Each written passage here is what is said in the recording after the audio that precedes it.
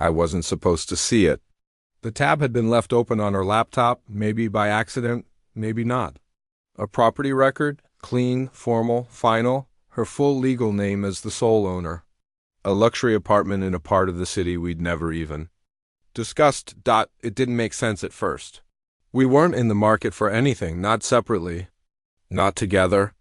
Then I saw the down payment listed in the transaction history. Same figure, same date, same source, our joint investment account, the one we built for our future. The one I managed. No conversation, no warning. No trace of a shared plan. The house was quiet. She was asleep, just one room away. And yet somehow I felt farther from her than I ever had. I didn't wake her, didn't speak. Just sat there, staring at the screen, trying to understand when exactly she had stopped including me in her life. My name's Eric. I'm 36 years old, and for the past 12 years, I've worked in corporate financial auditing, the kind of job where everything has to add up. I've always believed in structure and logic and things making sense. Numbers don't lie, and when they do, it's because someone wanted them to. That mindset bled into how I lived. I wasn't flashy, I wasn't impulsive. I built slowly, carefully. Including in my marriage, Claire and I had been married 8 years. She was a freelance interior designer, creative and driven, but with a calm kind of presence that balanced me out. In public, we looked like a couple that worked, and for the most part, we did. We split responsibilities cleanly. I handled the long-term planning, the budgets, the savings.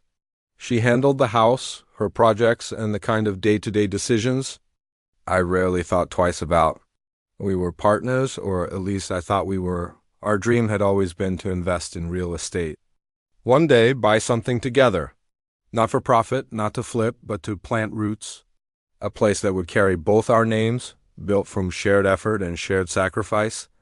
That was the plan. Or so I believed. Looking back, there were signs I didn't ask enough questions. She'd gotten more private with her schedule in the past year. A few quiet comments about needing her own space or wanting to feel independent financially, but nothing alarming. Nothing that felt disloyal. I chalked it up to creative people needing room to breathe. I trusted her. That trust wasn't blind. It was earned over time in the same way I trusted the systems I audited. Patterns, consistency, history. So when I saw her name alone on that deed, with no discussion, no plan, no mention, it didn't just break trust. It rewrote the truth I thought we were living. It started small, the way most things do when you don't want to see them clearly. A few months back, Claire brought up the idea of setting aside a separate emergency fund, something small, just in her name, in case things ever got complicated. She framed it like a responsible move, something any modern couple should consider. The suggestion didn't feel threatening. We'd always been aligned on financial independence within the context of shared transparency, so I agreed. There was no fight, no pause, just another line item added to our spreadsheet. Then came a few subtle shifts. She began spending more time outside the house, said she was meeting clients, sourcing materials, visiting new showrooms. Normally, I wouldn't question it. Her work had always come in waves. But this time, the waves felt patterned, regular, predictable in a way real freelance work rarely is. 1 week. She said she had to stay in another city to help redesign a guest house for a longtime client. No phone calls during the trip. No video chats. Just scattered texts about how busy she was, how tired. When she returned, she looked distant.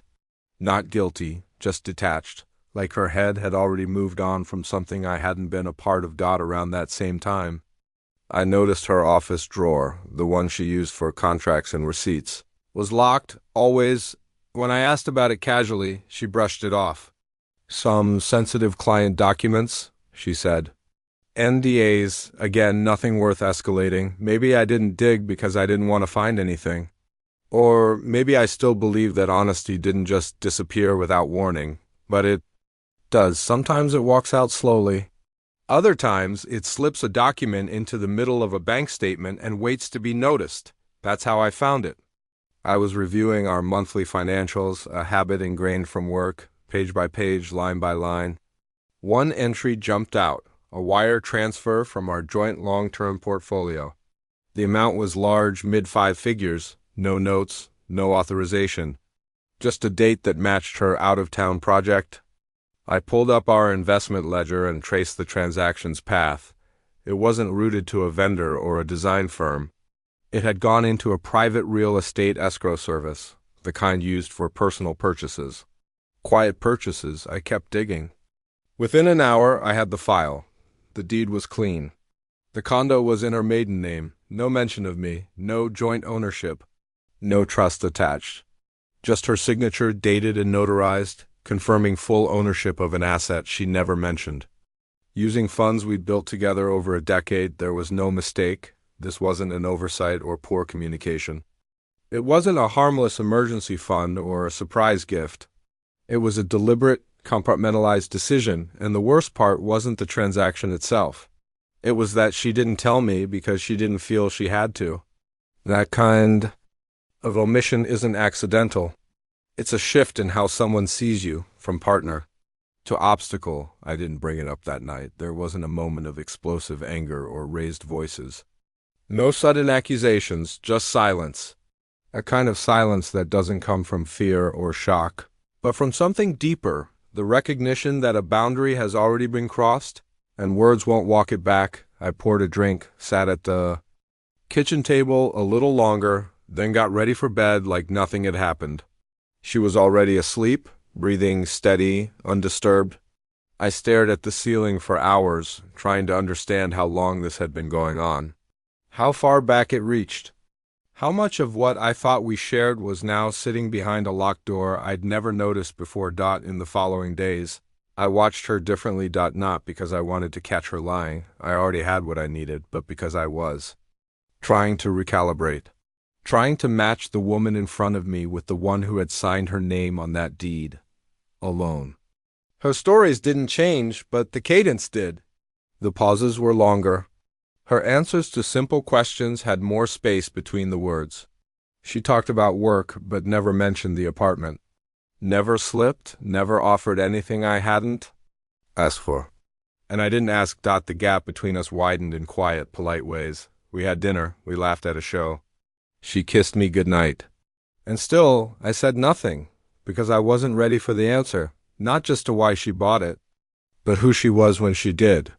Whether this was just about money, or if there was someone else waiting behind that decision.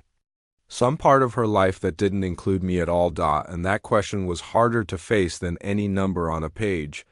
Once the apartment surfaced, I couldn't unsee it, not just the deed itself, but the calculation behind it.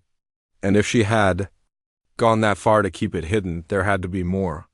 I wasn't interested in confrontation. Not yet. What I needed first was clarity. So I did what I've spent my entire career doing, followed the numbers. It started with our credit card statements. At first glance, nothing unusual. Charges for groceries, subscription renewals, the usual home expenses. But when I isolated her business account transactions, patterns emerged. Small amounts, not enough to raise suspicion, but consistent. Weekly payments labeled as vendor materials, client sourcing, installation prep. Normal phrases. If you didn't know what to look for, I logged into the account we used for her design. Invoices, a shared backup I had access to from the early days when I helped her set it up. She hadn't changed the password. A separate PayPal account was linked to it. That one I didn't recognize. The funds there were being transferred into what looked like a secondary checking account she never told me about, held in her maiden name. No joint access. No paper trail back to us. Month by month, I traced it. Thousands moved quietly, filtered through client-sounding transactions. She hadn't just pulled money once. She'd been siphoning it slowly, deliberately, as if preparing for something in phases. Then I found the payments to the real estate firm 4 months back, broken into installments marked discreetly as retainer, staging, and design services. And the amount? It totaled almost the exact figure of the apartment's listed purchase value. It didn't stop there. I checked her email, the one tied to her business. Buried in a folder labeled Archive, I found digital receipts from a boutique furniture store downtown. Custom-made light fixtures, Scandinavian sofas, imported rugs, all delivered to the apartment's address. It wasn't a raw property purchase. She'd been furnishing it, decorating it, designing it, not for clients. For herself, the final confirmation came in a PDF, a scanned, notarized document that she'd signed 3 weeks prior. It was the formal registration of the apartment deed. Her signature stood alone, no co-owner, no trust, no mention of a partner. The notary's stamp was clear, dated, and logged. That document changed everything. It wasn't just financial independence she was chasing. This was an exit strategy. A quiet, calculated withdrawal from a life she no longer planned to share. One account at a time. One payment at a time. Still, I needed someone to validate what I was seeing, not emotionally, but legally. There's a guy I've known for over a decade, Marcus. We used to work together before he shifted into private legal counsel for a corporate firm. I trusted him. We'd been through audits together that would have made most people fold. I didn't tell him everything. Just enough. We sat in his office over lunch and I laid out the timeline, the wire transfers, the solo account, the deed. He listened quietly, then gave me the look I'd seen him give clients right before delivering bad news. She's not hiding money, he said. She's building an asset chain, one she can argue was built independently. If this goes to court and you don't have a paper trail showing joint ownership or intent, she could walk away with it and use the trail to justify a larger split of everything else. The words landed harder than I expected, even after all I'd uncovered. Because in that moment the pieces finally fit. This wasn't about an apartment. It wasn't about needing space. It was about preparation, positioning, crafting a version of her life where I didn't factor in legally, emotionally, or financially. Up until then, part of me had still hoped there was an explanation I hadn't considered. Some small, misplaced reason that would make this whole thing just a miscommunication. But there's no miscommunication in a notarized deed signed. Alone, she wasn't drifting away. She was preparing to leave. And she was doing it in a way that would leave me with the illusion of partnership, right, up until the papers hit the table. There's a certain clarity that comes after the shock fades. Not forgiveness, not peace, but focus. I stopped waiting for her to slip up. I stopped wondering if I should confront her. What I needed wasn't an apology. It was leverage, protection, a clean, quiet response to a betrayal already in motion. The first thing I did was make copies, every file, statement, transaction, timestamp. I created a digital folder with backups on 2 encrypted drives and 1 cloud account she didn't know existed. I documented everything I could tie to her purchases, her private accounts, and her pattern of siphoning shared funds. If this ever ended up in court, I wouldn't be caught reacting. I'd be prepared. Next came the forensic accountant, a contact I'd met years ago during a compliance audit. Discreet, thorough, and more importantly, experienced in asset tracking for marital disputes. He agreed to a quiet review of all outgoing activity tied to our accounts. Within a week, he confirmed what I already suspected. There were multiple small transfers made over time, all structured to avoid triggering alerts. She hadn't just taken money, she'd planned how not to be seen taking it. I froze the investment withdrawals. Legally, I had the authority. It was a joint portfolio, and under our original agreement, any large movement required dual consent. I restructured access, redirected dividends to a temporary holding account, and looped in a financial advisor, someone who could advise me neutrally and keep everything compliant. I also booked a consultation with my own legal counsel. Not Marcus this time. I needed someone with family law expertise. We discussed what a separation could look like, what assets were at risk, and what evidence would hold weight. She hadn't filed anything yet, but my silence wasn't surrender. It was timing. Throughout it all, I said nothing to her. No cold shoulder, no shift in tone. We still had dinner, still talked about her clients. I let her keep the illusion of control, because people who think they're winning don't rush their endgame. This wasn't about revenge. I wasn't looking to punish her or take back what she had already stolen. That path would drag both of us into something ugly, and I had no interest in that. What I wanted was clarity, legal, financial, personal. If she was going to walk out, I wasn't going to beg her to stay. But I also wasn't going to let her rewrite our history in court, documents to make it look like she built this life on her own. This was the line I drew, not in anger, not in fear, but in reason. Let her keep going. Let her build whatever version of the story she thought would hold. When it came time to speak, I'd have the facts. And that would be enough. In the weeks that followed, I played the part she needed me to play, the unsuspecting husband. Attentive. Consistent, comfortably dull, I kept our routines intact. Mornings started with coffee and quiet exchanges about the weather. Evenings ended with predictable small talk and casual smiles. On the surface, nothing changed. And that's exactly how I wanted it. She moved with confidence during that time. The kind that only exists when someone thinks they're holding the better hand. There were no more slip-ups, no inconsistencies. Just rehearsed indifference, like she'd already distanced herself from the life we shared. And now she was waiting for the right moment to make it official. I noticed she began spending more time at the studio.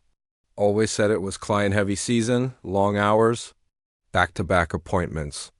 I never questioned her, never pressed. But I kept notes, dates, receipts, locations, everything stayed documented. Just in case. Then came the conversation I knew would eventually arrive. It was a Thursday evening. We'd just finished dinner. She seemed almost too calm, the kind of calm that comes with preparation. She started with a compliment, something vague about how we'd grown so much as individuals over the years. Then, with the same rehearsed tone, she said, "I think we could both use a little space. Maybe temporarily, just to reset." She waited for me to respond, to react. I nodded slowly, like I was processing it for the first time. Then she continued, casually suggesting we dissolve the joint accounts, just for simplicity until we figure things out. It was all delivered under the guise of practicality. Friendly even. She smiled when she said it. That's when I got up and walked to my office. No words. No visible shift in tone. Just a pause. I returned a minute later with a folder, a thick one. I placed it in front of her without drama. "You might want to take a look at this before we talk about simplicity," I said, sitting across from her. Inside were printouts, transaction histories, escrow confirmations, email screenshots, scanned receipts, asset maps, every dollar, every disguised withdrawal, every alias account. All traced, all documented, all tied directly to her. Fingers hovered over the edge of the folder for a moment, then withdrew. She didn't open it right away. She didn't have to. The weight of it was enough. "I know about the apartment," I said, keeping my voice even. "I've known for a while. I've known how you paid for it. I've known how long you've been preparing to walk away." She said nothing. Her mouth opened slightly, but no defense came out. Just silence. I leaned back, giving her space to sit with it. "You can keep the apartment," I told her. "It's yours." Always was, apparently. "But you're not taking anything else without a conversation. Not the accounts, not the assets, not the life we built together." "This," I said, tapping. "The folder isn't revenge. It's just the record. And this," I added, sliding a single-page document across the table, "is the separation agreement I had drafted 3 weeks ago. You'll find it's fair, clean, nothing punitive." She finally spoke, but her voice lacked the certainty I was used to. "So you've just been pretending this whole time?" "No," I said calmly. "I've been preparing. The same way you have. Only difference is, I didn't lie to get here." Her face shifted, not angry, not tearful, just unsettled. The realization that the narrative she had built no longer belonged to her alone. I didn't raise my voice. I didn't accuse or belittle. I let the documents speak for themselves. Let the facts sit between us, uncheckable. For the first time in weeks, the room felt honest. It wasn't about proving I was right. It was about reclaiming the truth, piece by piece, line by line, and watching the confidence drain from her expression. That wasn't victory. It was closure, quiet, necessary, undeniable. It's been 5 months. The separation was finalized without resistance. No drawn-out hearings, no screaming matches. Just quiet paperwork, a few brief conversations with lawyers, and signatures that confirmed what had already been decided long before either of us admitted it out loud. The apartment is still hers. I let that part go without a fight, not because I agreed with how it was done, but because I understood something she didn't. Ownership without honesty doesn't bring peace. She got the space she wanted. I kept the rest. Everything we built, the long-term accounts, the retirement assets, the trust my parents left behind, stayed protected, not out of spite. Just structure, logic, boundaries we don't speak anymore. There's nothing left to say that would change what's already been lived. Occasionally I'll see her name on something that still needs a formal update, a mail reroute, an old subscription, but even those are fading. In hindsight, the betrayal didn't come crashing through the door. It crept in, slow and quiet.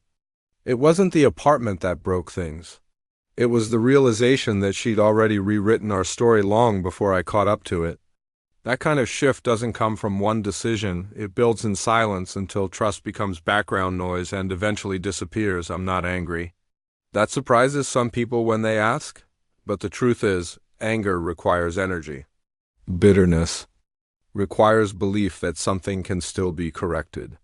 What I feel now is distance, not just from her, but from who I was when I thought loyalty was a guarantee. There's a kind of calm that comes with knowing you protected yourself without becoming someone you'd later regret. I didn't retaliate. I didn't twist the knife. I just paid attention, stayed steady, and made sure I left with the facts intact. That was enough. I'm rebuilding now, slowly. Not chasing anything dramatic. Just learning how to be alone without being bitter. My days are quieter. My house is simpler. There's space, but this time it feels like mine. Trust, once broken with intent, isn't something you fight to rebuild. You accept it for what it was, and then you leave the door open only for people who still know what shared ground feels. Like she has her apartment, and I have my clarity. That's more than fair. Have you ever seen betrayal coming before it struck?